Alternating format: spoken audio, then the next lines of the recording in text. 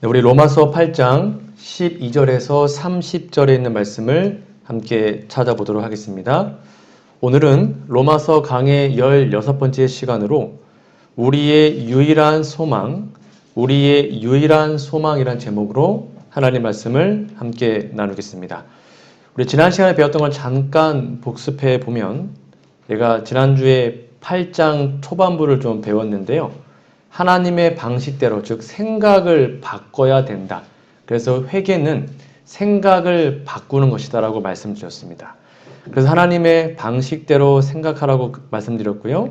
나쁜 생각을 이왕이면 좋은 생각으로 바꿔보자. 그래서 소극적인 생각을 적극적으로 바꿔보는 것이 중요하다 그랬고, 부정적인 생각을 긍정적인 생각으로 바꾸는 것이 중요하다고 말씀드렸습니다. 그래서 그렇게 우리의 생각을 바꾸는 방법이 바로 예수님을 깊이 생각하는 것이다. 예수님을 생각하면 우리 마음속에 있는 모든 나쁜 생각이 바뀌어지니까요. 그게 우리 지난주까지의 말씀이었습니다. 우리 지난주에 살펴보았듯이 하나님은 우리 그리스도인들이, 바로 저와 여러분들이 성령 안에서, 예수님 안에서 살기를 정말로 원하십니다. 하나님은 이 험한 세상을 우리가 나 혼자 살기를 원치 않으십니다. 하나님은 성령을 보내서 예수님을 개인의 구주로 영접한 모든 사람들, 즉 우리들 안에 거하시기를 원하시는 겁니다. 그래서 성령은 복음 또는 생명의 전달자라고도 이해하시면 됩니다. 즉 우리는 성령을 통해서 죄를 이길 수 있는 힘을 받게 되고 죄의 세상에서 죄의 세력을 대항할 수 있는 능력을 얻게 됩니다. 그래서 오늘 본문 말씀에도 계속 성령에 대해서 강조하고 있음을 보게 되는데요. 우리 본문 말씀 로마서 8장 14절을 좀 보도록 하겠습니다. 로마서 8장 14절에 보면 그리스도인의 정의가 기록되어 있습니다. 좀 같이 읽어볼까요? 시작. 무릇 하나님의 영으로 인도함을 받는 사람은 곧 하나님의 아들이라 또는 하나님의 자녀라 같은 말입니다. 여기 보니까 그리스도인 또는 하나님의 자녀의 특징이 뭐래요? 하나님의 영, 성령으로 인도함을 받는 자들이라고 기록합니다. 이렇게 예수님께서 성령을 통하여 우리 안에 역사하시면 우리는 이제는 내 뜻이 아니라 하나님의 뜻, 즉 성령의 인도하심에 따라 살아가게 됩니다. 그럼 결국 우리는 하나님의 자녀가 되고 하나님의 양자가 되는데요. 요한일서 3장 1절에 보면 그 사실을 이렇게 기록하고 있습니다. 보라, 아버지께서 어떠한 사랑을 우리에게 주사, 즉 하나님이 우리에게 사랑을 주셨는데 그 사랑을 주신 것의 최고의 표현이 뭐냐면 이겁니다. 하나님의 자녀라 일컬음을 얻게 하셨다. 그러니까 하나님 우리에게 줄 수 있는 최고의 축복, 최고의 복은 뭐라는 거냐면 마귀의 자식이었던 우리가 하나님의 자녀가 되는 것입니다.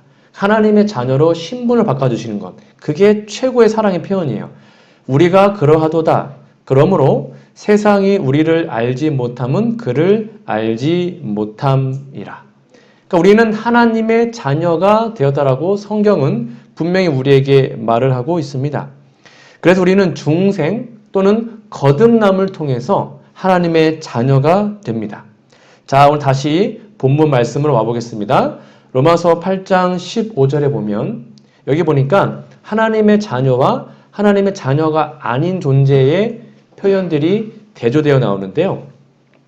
너희는 다시 무서워하는 종의 영을 받지 아니하고, 여기 보니까 영이 나오는데 하나님의 영 또는 양자의 영이 있고 무서워하는 종의 영이 있답니다.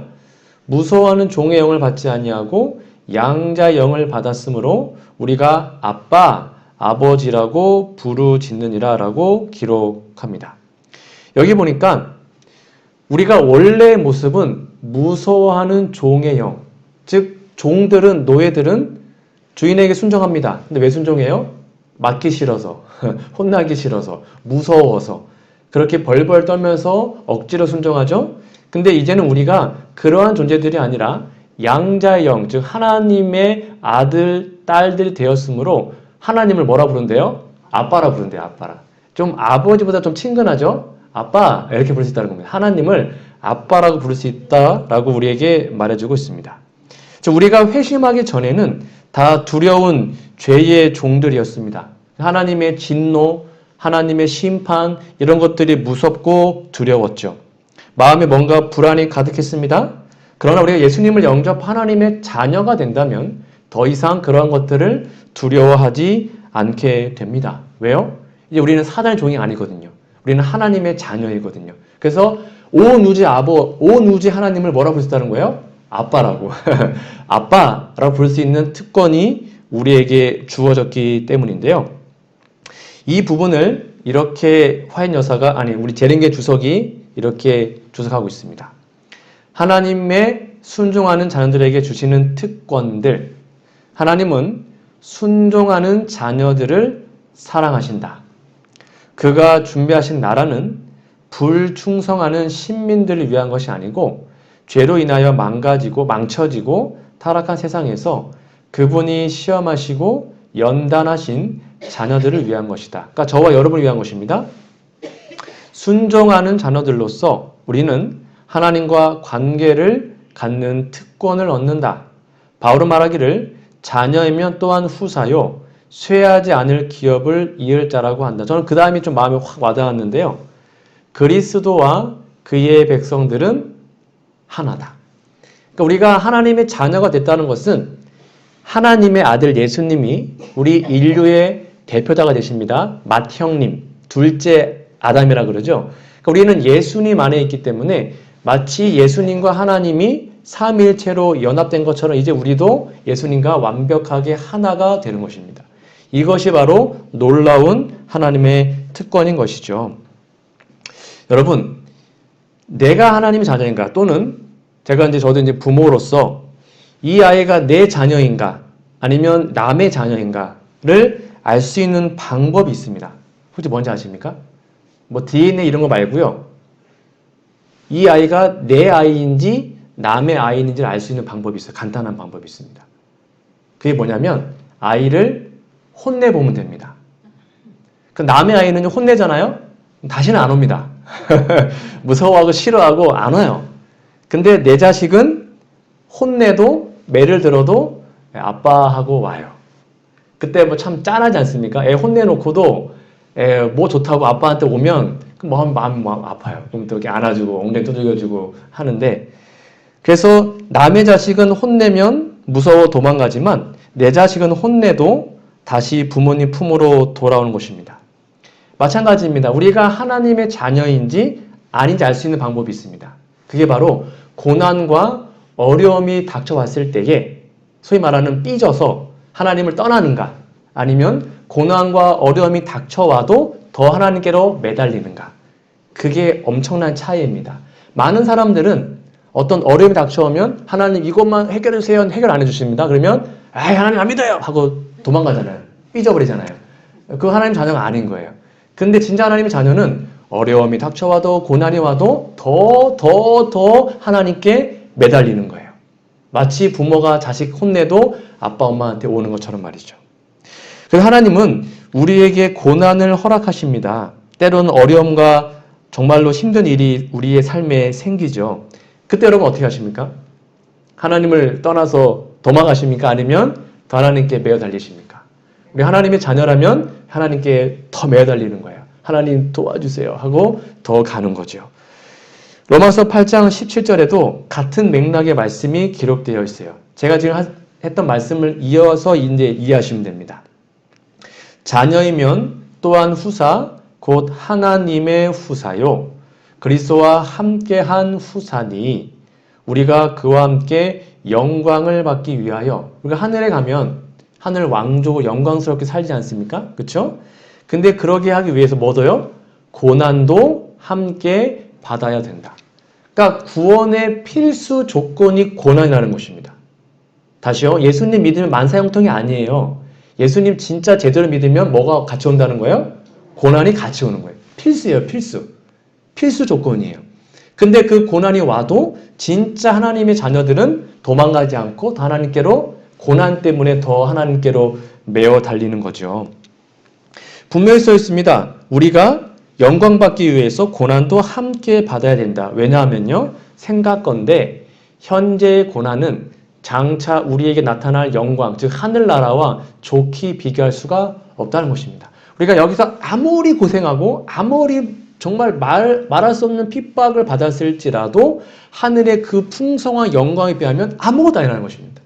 우리가 하늘에 가잖아요? 그러면 써있어요, 예언하시네. 우리가 이 땅에서 고생한 게 생각나는데 안 난대요? 생각이 안 난대요. 야, 이렇게 좋은 걸 위해서 고생이 하나 생각 안 난대요. 너무 감사한 거예요. 그 정도로 우리가 앞으로 맞이할 영광이 크다는 거죠. 여러분, 삶이 좀 힘드시죠? 시험과 고난이 정말로 닥쳐와서 때로 하나님을 원망할 때가 있었습니다. 그러나 우리가 하늘나라의 왕족으로 하나님의 자녀이고 이제 우리는 천국의 상속자가 될 수 있음을 여러분 다시 한번 믿으심으로 이런 고난과 어려움을 잘 이겨내시는 우리 모두가 되기를 간절히 바랍니다. 인간은요, 본성적으로 행복하기를 원하는데 이 행복이 현재가 아니라 미래의 행복을 바라보는 본성이 있다고 합니다. 예를 들면, 자, 여러분, 여러분들이 3일 뒤에 죽어요. 반드시 죽어요. 예를 드는 겁니다. 3일 뒤에 반드시 죽습니다. 그리고 제가 하루에 100억씩 드립니다. 그러면 여러분 행복하실까요? 아니요. 왜요? 하루에 100억 쓰시면 되잖아요. 네, 그렇죠.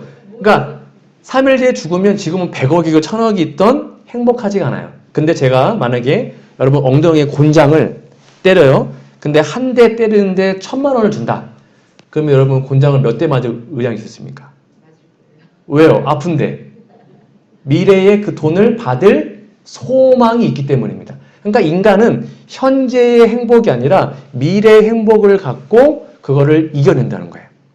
그러니까 우리가 이 땅에서 힘들고 어렵지만 우리가 이 땅에서 고난과 환난과 아픔을 이겨낼 수 있는 이유, 그 소망이 뭐라는 거예요? 우리가 하늘에 가서 영생을 얻고 행복하게 살 수 있다. 그거 하나가 우리의 깊은 소망이지 않습니까? 로마서 8장 18절에 이렇게 기록이 되어 있습니다. 생각건대 현재의 고난은 장차 우리에게 나타날 영광과 좋게 비교할 수 없도다. 즉 초대교회는요.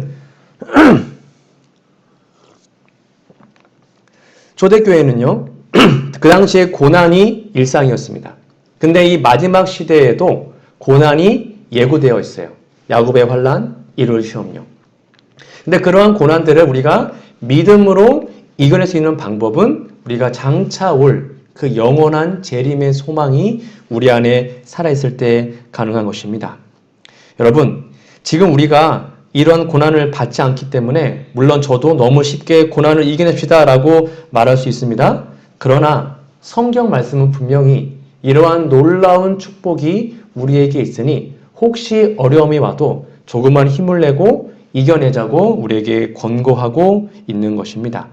자, 그러면 여러분, 지금 우리가 이렇게 로마 시대와 같은 또는 초대교회와 같은 그러한 고난이 없는 이유가 무엇일까요? 여러분, 초대교회는요, 예수님 믿으면 거의 그냥 바로바로 죽었지 않습니까? 정말 그 당시에는 예수 믿으면 거의 바로 핍박이었단 말이에요. 근데도 막 수백 명, 수천 명이 믿었는데 오늘날은 이렇게 편한데 왜 우리의 삶에 이렇게 고난이 없을까요? 이유는 여기에 기록이 되어 있습니다. 함께 보실까요? 교회 증언 1권 525페이지입니다. 저 이 말씀이 좀 놀라웠습니다.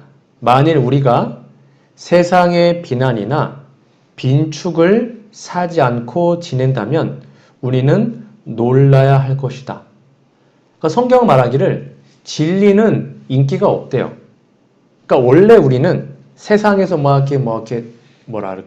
인정받고 그런 게 아니라 세상의 비난과 빈축을 사는 게 원래 당연한 거라는 것입니다.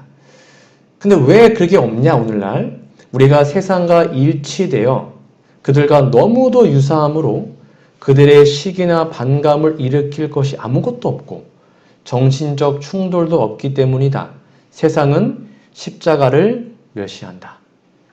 그러니까 우리의 삶에, 우리 재림교회에 고난이 없는 이유는 딱 하나밖에 없다는 것입니다. 우리가 세상과 너무 똑같아요. 그러니까 일반 사람들이 볼 때 그리스도인이나 불신자나 똑같아요. 그러니까 뭐 굳이 핍박할 필요가 없는 거예요. 사도행적에 이런 말씀이 있습니다. 예수께서는, 여러분 한번 생각을 많이 해보세요. 당신을 따르는 사람들에게 이 세상 영광과 부귀를 얻고 시련이 없는 생애를 살리라는 희망을 제시하지 않으신다. 여러분, 예수 믿는 이유가 잘 먹고 잘 살기 때문이 아니에요. 꼭 기억하십시오. 그 다음에 중요한데요. 같이 읽어볼까요? 박해와 시작. 박해와 비난은 그리스도의 성령을 받는 모든 이들을 기다리고 있다. 우리 아침마다 성령을 간구하고 있습니다. 우리가 성령을 받으면 뭐가 온대요? 뭐가 온대요? 박해와 비난. 박해와 비난이 늦은 비를 기다리고 정말로 늦은 비 성령 운동을 기다리고 있는 우리들에게 닥쳐올 그런 겁니다. 이걸 기다려야 하는 것이죠. 대쟁투 48페이지입니다. 좀 더 적나라하게 나와 있습니다. 오늘날 교회가 주의해야 할 더욱 중요한 문제가 또 하나 있다. 사도 바울은 무릇 그리스도 예수 안에서 경건하게 살고자 하는 자는 핍박을 받으리라고 말하였다. 그러면 박해의 불이 거의 꺼진 듯이 보이는 것은 무슨 이유인가? 그 유일한 이유는 교회가 세속적 표준과 타협하여 별로 반대를 받을 일이 없는 까닭이다. 오늘날의 종교는 그리스도와 그분의 사도들이 생활하던 당시의 그리스도인의 신앙처럼 순결하고 거룩한 성격의 것이 아니다. 그리스도가 세상에서 인기가 있는 유일한 이유는 죄와 타협하는 정신 때문에, 그리고 하나님의 말씀의 위대한 진리들이 너무도 무시되고 있기 때문에, 그리고 교회 내에 활력이 넘치는 경건이 거의 없기 때문이다. 그 다음에 우리에게 참 의미심장한 말씀입니다. 초대교회 같이 읽어볼게요. 시작. 초대교회의 신앙과 능력이 되살아날 때에 박해의 정신은 다시 나타날 것이며 핍박의 불길은 다시 타오를 것이다. 놀랍지 않습니까? 우리가 초대교회에 그렇게 순결했던, 정말 말씀과 기도와 성령으로 충만했던 그 초대교회의 모습으로 되돌아간다면 그 즉시 사탄은 우리의 교단을 핍박하고 박해한다고 기록되어 있습니다. 그러니까 지금 이렇게 너무 편안한 것이 축복이 아니에요. 그 이유는 우리가 세상과 똑같기 때문에 핍박이 없는 것이죠.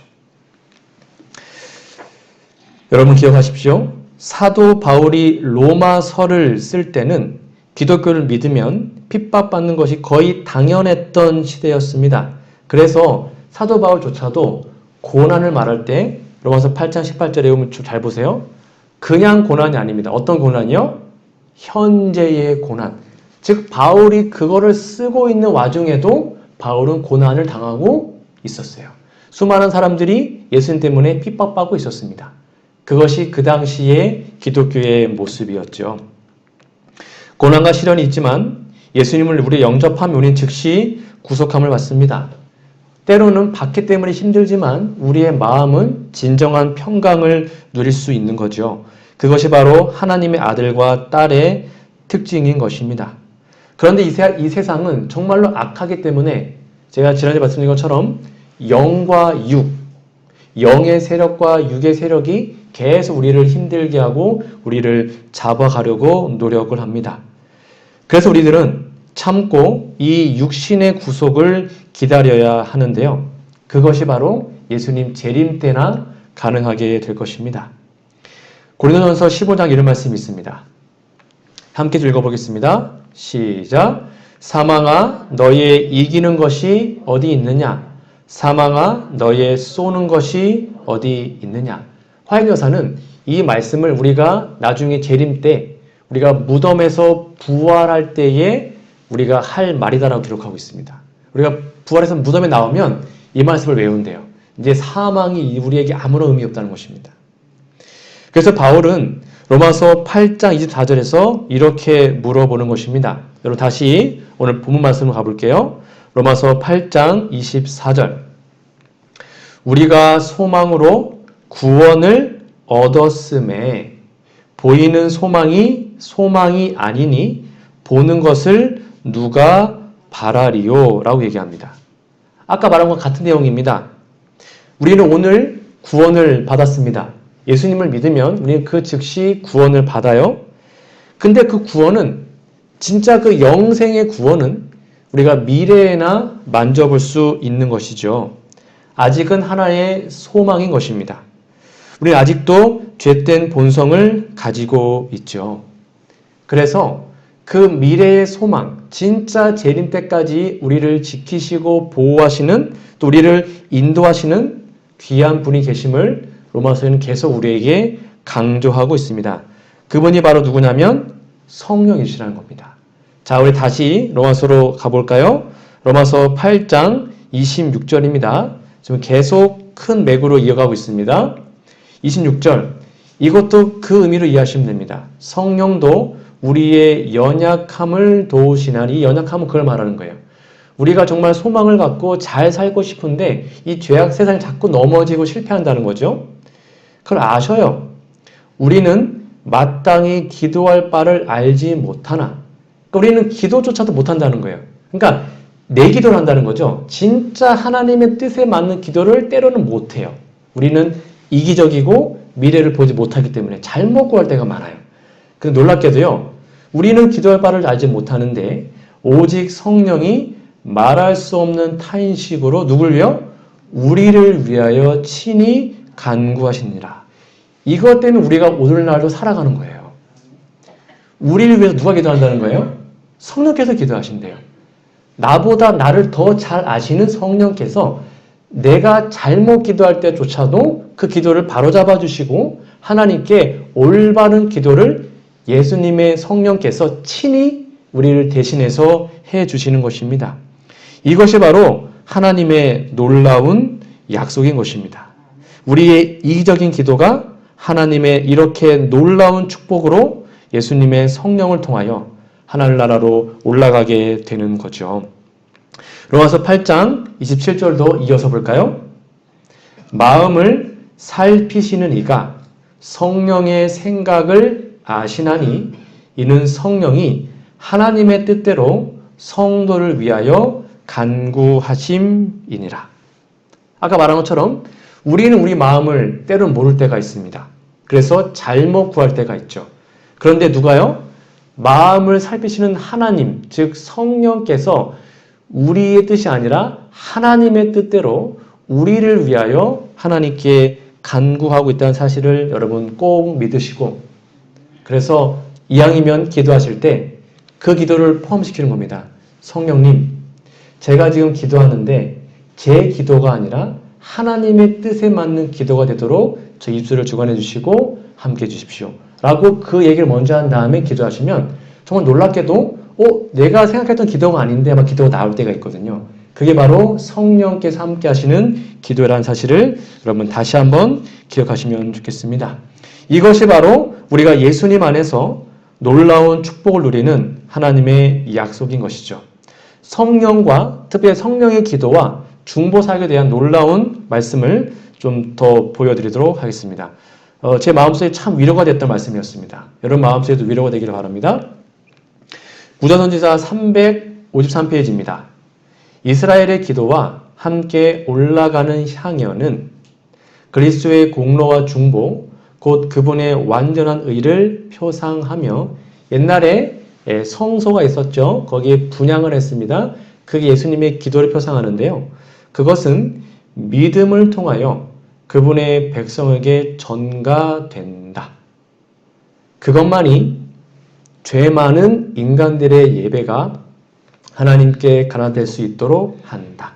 그러니까 우리가 아무리 간절하게 믿음이 충만하게 기도해도 그 우리의 기도에 예수님의 거룩한 의가 함께하지 않으면 가나될 수가 있다 없다? 없다는 거예요.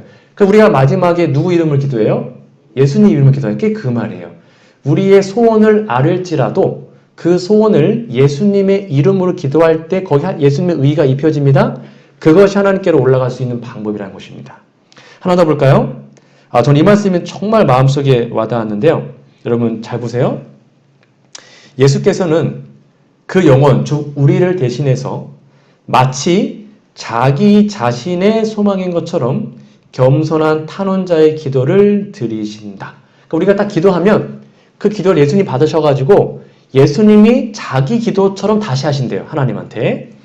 성실한 기도는 어떤 것이나 하늘에서 들으신 바 된다. 비록 저는 이게 너무 감사해요.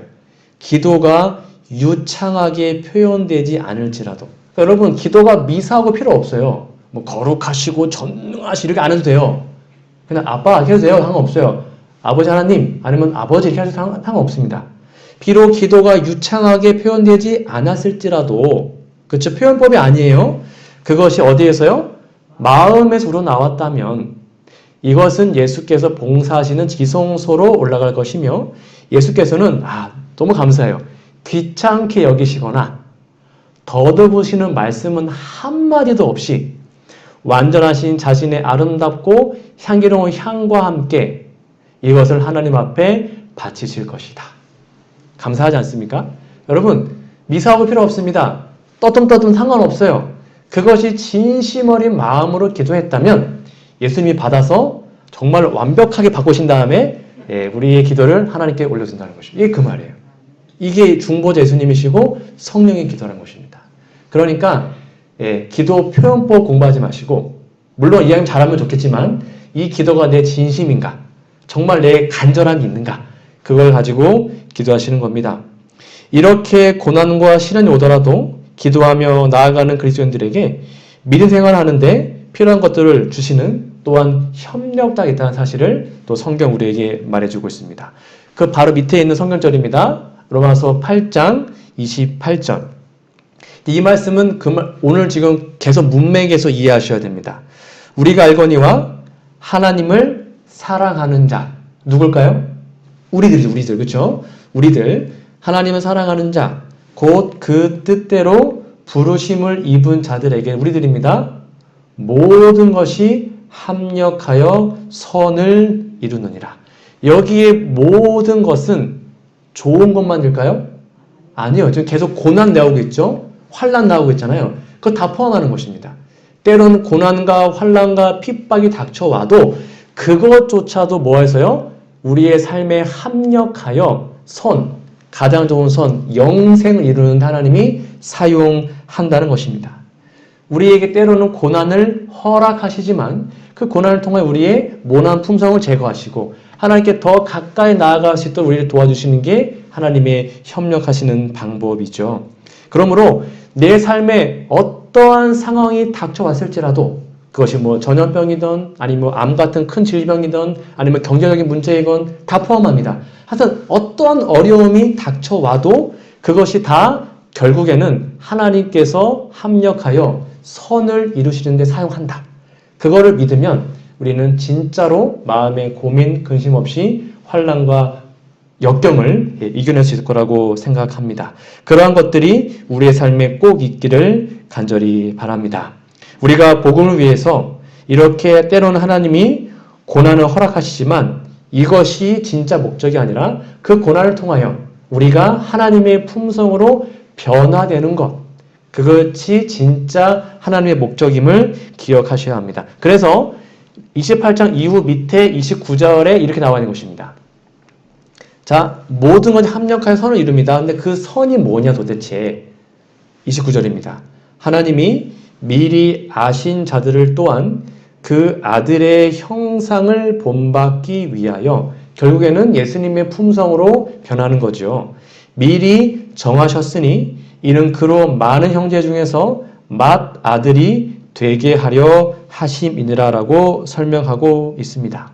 여기 보시니까 우리가 하나님의 형상대로 완벽하게 변화되는 것이 미리 정하신 것이라고 말하고 있습니다. 즉 우리 예수님을 진짜로 잘 믿고 예수님 안에 거하게 되면 우리는 예수님의 형상대로 변화학을 받게 될 것입니다.